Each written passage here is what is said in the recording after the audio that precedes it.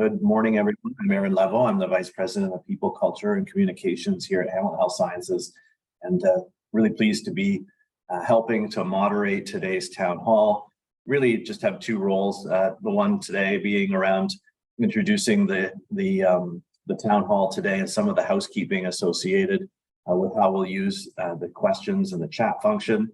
We'll be following our normal practice for our virtual town halls. So any of our participants can type questions into the Q&A function, and please try to use the Q&A function for typing in those questions. We'll reserve the chat function later for our celebrations. So Q&A function for questions, chat for celebrations. We have a number of experts with us today who will be able to type answers to questions as we go. So don't hold back and don't wait for the end. Just type in your questions and we'll do our very best to get an answer to you in the moment. And if we can't at the end, if there's questions left over or something that you maybe didn't ask but later think that you should have, there'll be an email inbox for you to pose that question to as we conclude today. So I think that's it from me in terms of housekeeping. I'll be back a little bit later to help moderate our celebrations. But in the meantime, we'll have Rob and Rochelle here, and I'll introduce our President and CEO, Rob McIsaac, to kick things off. Rob, over to you. Thanks very much, Aaron. Good morning, everybody, and welcome to this special edition town hall. Really appreciate those of you who are here having made time to be here. Today, Rochelle Reed and I are going to introduce HHS's first Equity, Diversity, and Inclusion Plan. This is a roadmap for change for Hamilton Health Sciences over the next 5 years. Now, I'm going to begin, as I always do, by stating that Hamilton Health Sciences is privileged to provide care on lands that Indigenous peoples have called home for thousands of years. We recognize and respect the presence and stewardship of all Indigenous peoples as keepers of this land. So today we begin the next phase of our evolution toward becoming a safer, more equitable, and inclusive organization for every person who visits, works for, or receives care at our hospital. With the EDI Plan as our guide, together, I think we can create an HHS where equity, diversity, and inclusion are foundational to the culture of our organization. Now, this is really important for a bunch of reasons. First of all, advancing EDI is crucial if we really want to deliver on our vision of best care for all. As a healthcare provider, ensuring that EDI is embedded in all that we do will enable us to provide more personalized care and better address the barriers that impact health outcomes for the people that we are providing care for. EDI is also important to HHS as an employer and leading research and teaching hospital. Staff and physicians and learners have told us that EDI is important to them. And we know that advancing EDI will help us attract and retain the very best talent. We need to welcome and encourage diversity among the people who work and learn here so that we can become even better at solving the complex problems that our hospital and our sector face. So this is our first EDI plan, but I hasten to add, it won't be our last. Becoming a more equitable, inclusive, and diverse organization is a continuous evolution, and it is a commitment for HHS. I'm excited for you to learn about what's in our 2023-28 EDI plan today, but I want to emphasize it's the beginning, not the end. The initial steps we take over the next 5 years are the things we think have to be addressed first in order to help achieve even more progress in the future.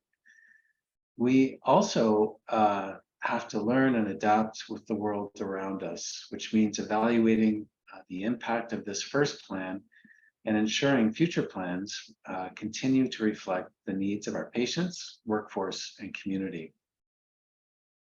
Now, before we go any further, I want to acknowledge the many voices and perspectives that helped inform today's plan. First and foremost, the President's Advisory Council on EDI. This group worked for months to conduct an organizational assessment of EDI at HHS that helped shape the plan that you are seeing today. There are countless other EDI champions across all areas of HHS who've also shared their valuable feedback and suggestions, and who have been working to advance EDI in lots of different ways over many years. So thank you to everybody for helping us to get to this point in the journey. After the EDI report and recommendations curated by the President's Advisory Council was released last fall, we made a decision to act on some of the initial recommendations in that document. So we haven't just been planning, we've actually been doing between then and now, although there's lots more to do, as you can see in the plan. Now, one of the recommendations was to create the plan that we're talking about today. And there are other highlights I want to share with you. In October, our board of directors unanimously voted to adopt the Board Shift Inclusivity Charter. That charter seeks to create governance opportunities for Indigenous, Black, and racialized leaders at the board level. We've also created 3 leadership roles focused on EDI. The Senior Lead and Strategic Advisor, EDI, Senior Medical Director of EDI, and a Manager of EDI.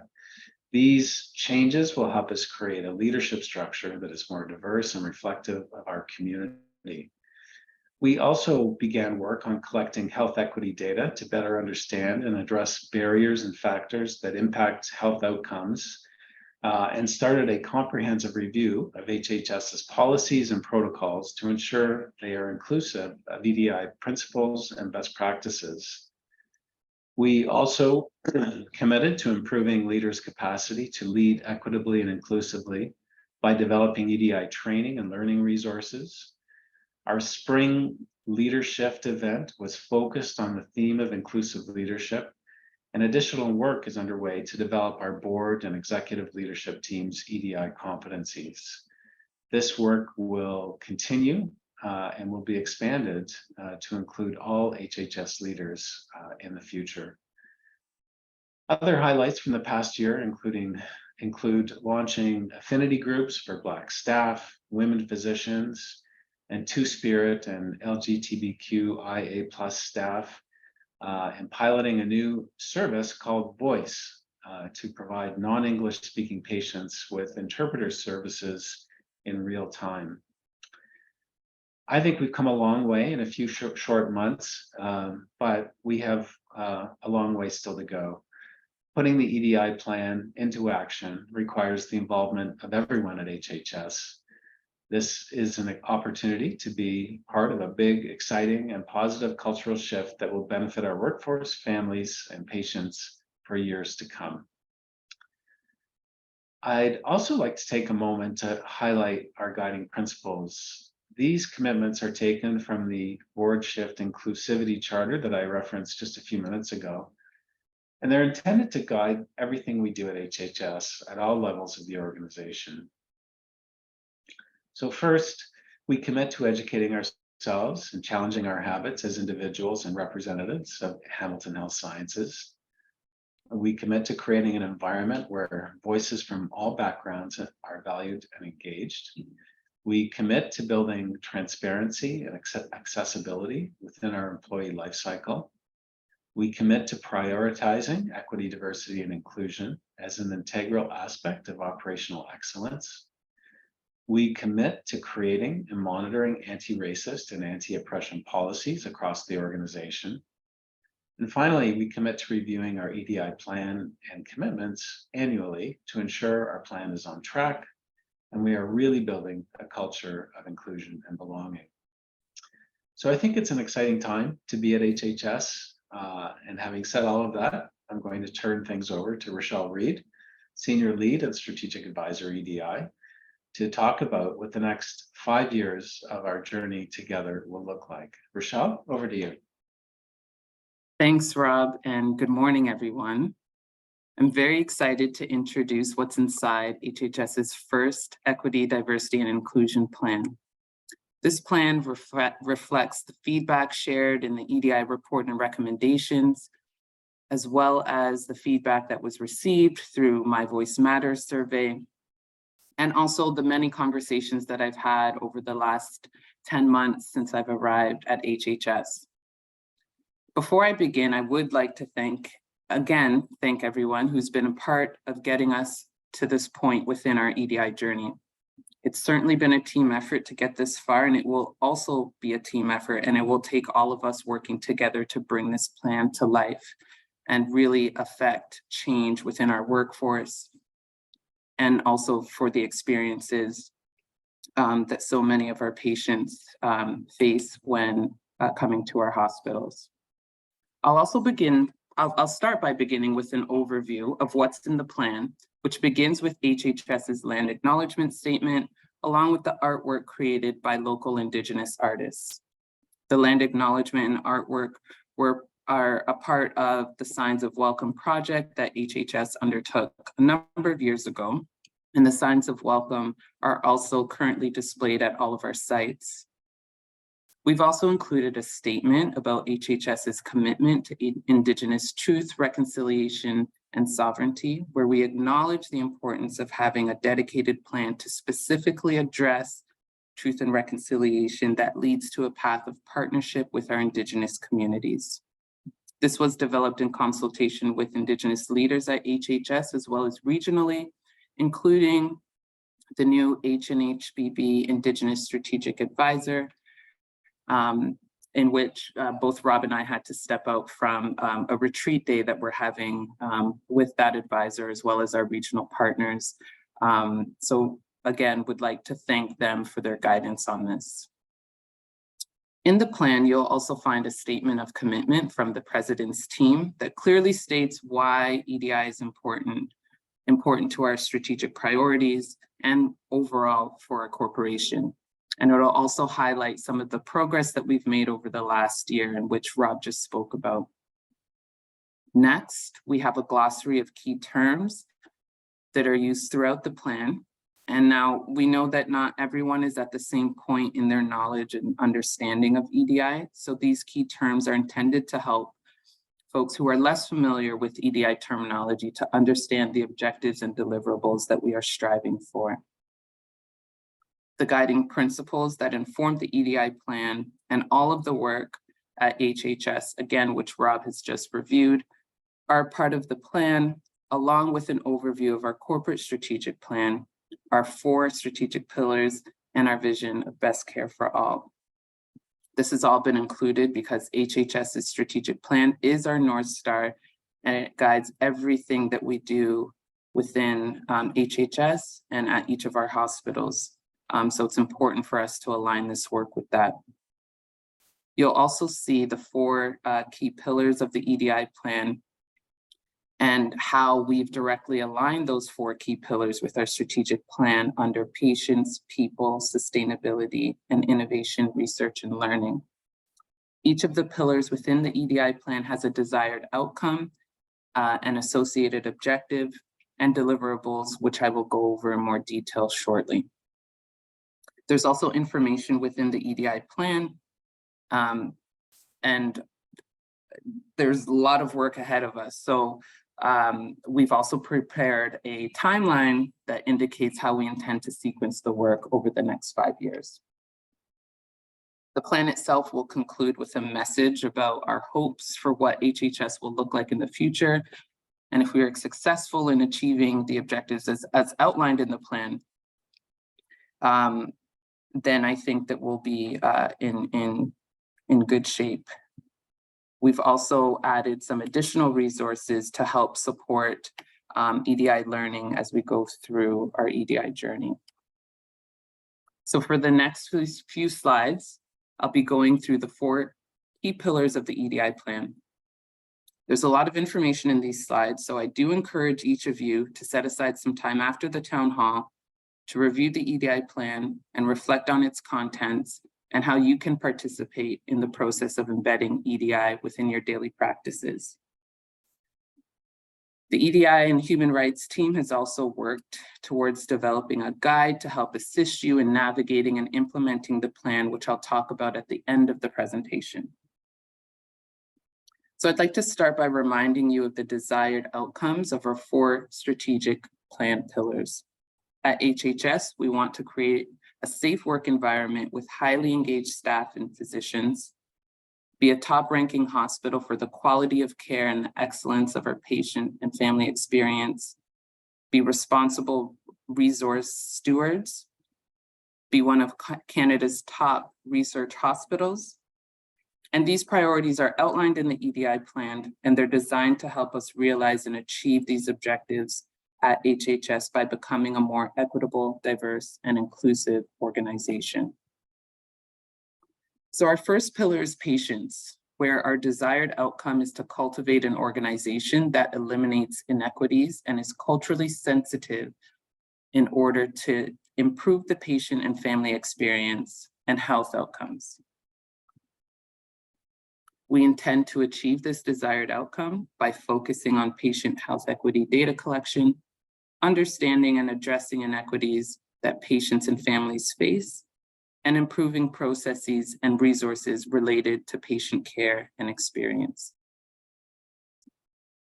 In order to do that, we need to create processes and structures in order to collect health equity data in a safe way.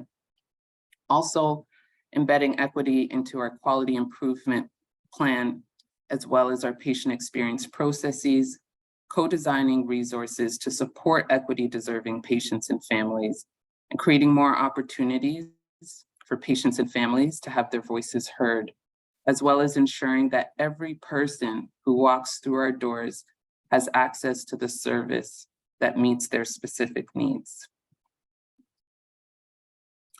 Our next pillar is people, and our desired outcome is to foster a safe and inclusive work environment that encourages transparency, values diverse voices, is free from racism, discrimination, and oppression, and reflects the communities that we serve.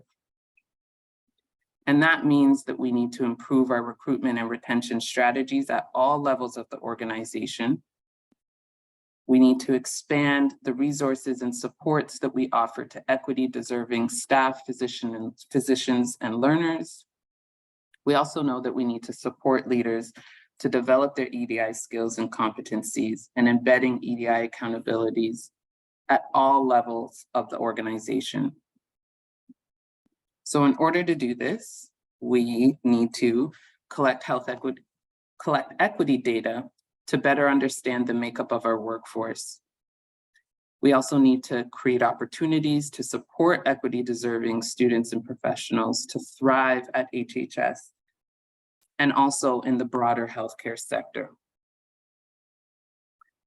We need to review and revise our corporate policies and protocols to ensure that equity is centered, and expand our resources and supports for equity-deserving staff and physicians, as well as investing in building EDI competencies throughout the organization so that we can all lead and work together inclusively and contribute to the goals as outlined in the EDI plan. Our next pillar is sustainability, where our desired outcome is to create an infrastructure to sustain EDI across the organization by investing in authentic community partnerships and addressing the root causes of racism, discrimination, and oppression. Now, in order to do this, we need to develop EDI governance structures and systems to monitor our progress on EDI objectives. Again, review and revise our policies and procedures holistically with an EDI lens. Develop an issue resolution process that is safe and transparent, and strengthen the partnerships that we have with our broader community in order to better understand the needs of those whom we care for. So this means establishing an EDI steering committee and making EDI deliverables part of our annual objectives.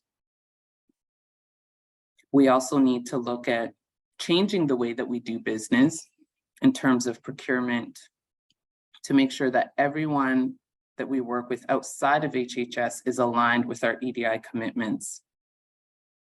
We also need to improve how we engage and consult with patients, families, and our community partners. And we also need to create ways to monitor the progress that we're making on all of our EDI objectives so that we can hold ourselves accountable and identify new opportunities for improvement. And finally, we have our pillar focused on research, innovation, and learning. And our desired outcome here is to improve professional practice, education, and research to reduce health inequities. And we'll do this by establishing an EDI research and innovation governance structure, aligning our research and innovation strategy and policies to EDI principles and best practices, and building capacity with diverse communities in order to ensure that we are conducting ethical and equitable research, as well as embedding EDI principles within our innovation projects and strategies. So in order to do this, we will need to create those structures and the criteria to align to HHS's EDI steering committee, and continue to use equity data as a key tool in our decision-making and ensure that EDI principles and practices are reflected in all of our research and innovation efforts. So I know that that was a ton of information, and it's probably a lot for folks to digest. This plan is ambitious, but yet it's also very strategic and aligned directly with our corporate strategic plan. As Rob said earlier, the objectives and deliverables detailed in the plan are the steps that we need to take first over the next 5 years in order to position ourselves for future progress. Becoming more equitable, diverse, and inclusive is a journey. This is not a destination. It's a continual journey that we're embarking on, and we're in it for the long haul. So now you might be wondering how you can get involved in bringing our first EDI plan to life. So first, I want to emphasize that we're not trying to do everything all at once. This is a 5-year plan for a reason, because it's going to take a lot of time and a lot of resources and coordination in order for us to achieve all of the desired outcomes and deliverables that are outlined in the plan. As you'll see, we've outlined in detail how all of the deliverables will be prioritized and sequenced over the next 5 years. You'll also note that even the best laid plans can run into challenges and delays. So we've deliberately left space for things to be able to shift and allow us some agility. The plan is our first, as Rob mentioned, but this is not our last. And as we get closer to 2028, we will take the time to evaluate the impact of our first EDI plan in order to understand where we're at, what needs to be, and also what needs to be included in the next iteration of our EDI plan. So I know many of you are excited about the work ahead, and some of you might be feeling a bit uncomfortable, and that's normal. This is big. This is exciting change for HHS, and my team and I are here to support you along the way. We've created a guide to help you review and reflect on the EDI plan so that you can engage in it in a thoughtful way, and engage in conversations and discussions with your colleagues and brainstorm ways that you can embed EDI within your daily work. If you do want to learn more about EDI, I would encourage you to sign up for courses through our Center for through the Center for People Development, and take a look at the resource library that we have on the EDI and Human Rights Hub page.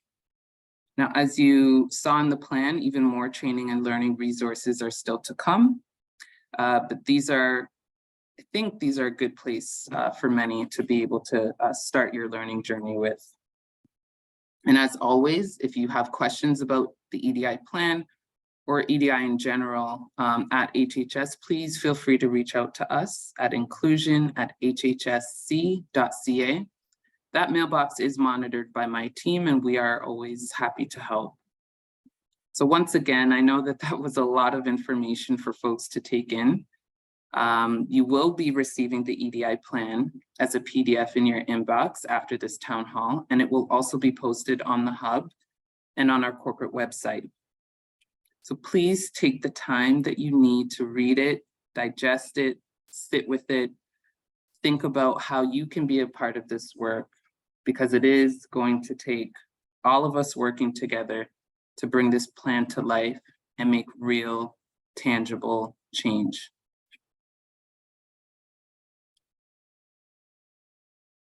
So with that, I think I'm back now, Rochelle. I will turn things over to my colleague, Erin.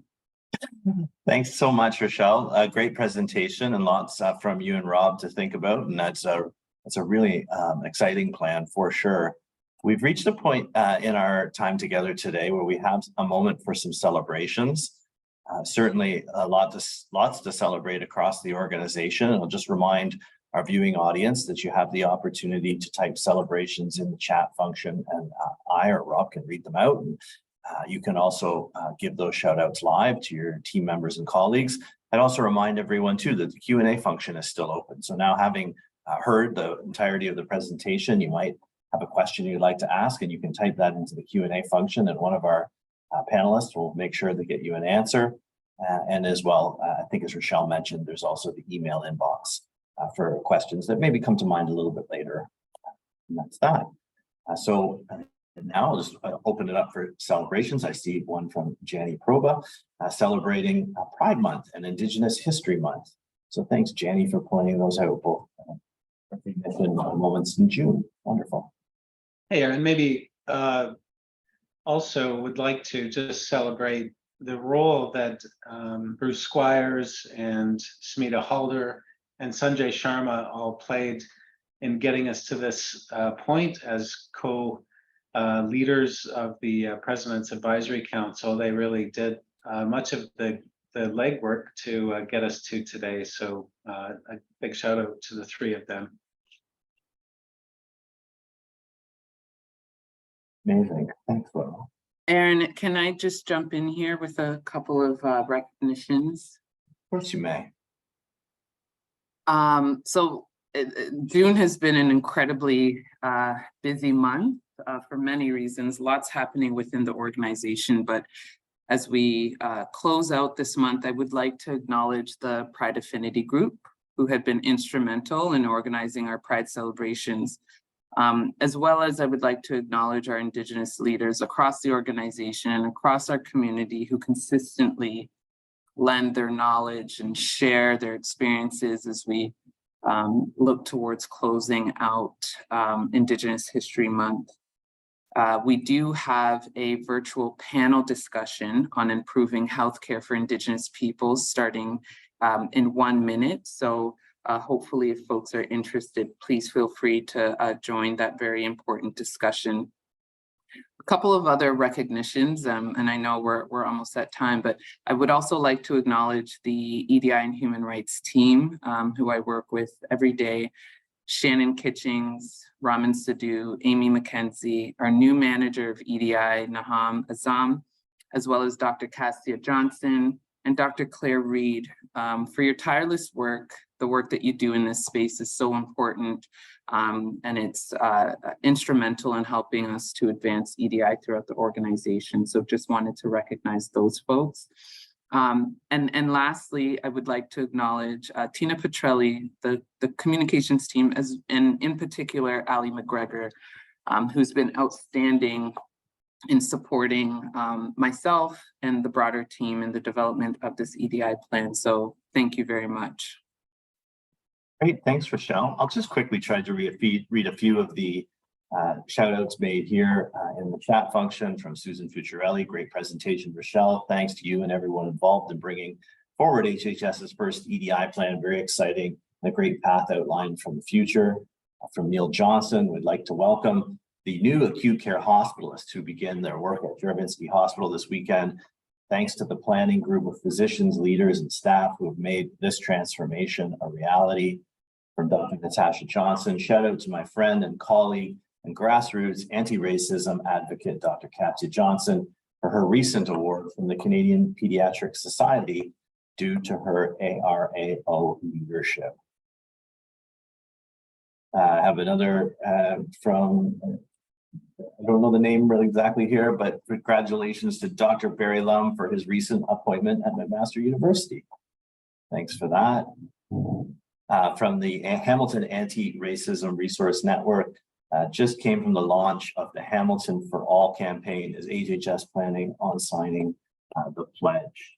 And so we'll make sure to get an answer back on that for sure. From Tammy Packer, thank you all for leading us forward on this lifelong journey. Another from Dr. Natasha Johnson, shout out to Dr. April Camp for leading the real data capturing advocacy leadership. From Stephanie, what does this initiative mean for frontline staff, especially in fields like OBGYN, where gender inclusivity is utmost important? Stephanie, if you wanted to just send an email to the inbox, we'll make sure that we can get an answer directly to you on that. Thanks for the question. From Kelly, a shout out to the HHS Volunteer Association for sponsoring our staff barbecues, returning after a long pandemic hiatus, for sure. From Stephanie, just another response to the question. We'll make sure that we get you a clear answer on that for sure. Oh, someone's tried to join our meeting, hasn't been successful. From April Cam, thanks to HARC. Will there be a formal role for patient advocates, the HHS and the EDI steering committee? Again, April, thanks for the question. We'll make sure to get you an answer on that as we proceed. And from Deb Bedini, the Hamilton General Hospital would like to welcome the GIM physicians that will be joining us from the Juravinski Hospital. All right. Thank you everyone for participating today. A reminder, please, to send questions to the inclusion inbox that was provided earlier. Again, this town hall is recorded and will be available for those that weren't able to join us live to make sure they have the same benefit that we had today. And with that, I will turn it over to Rob for final remarks. Thanks, everyone.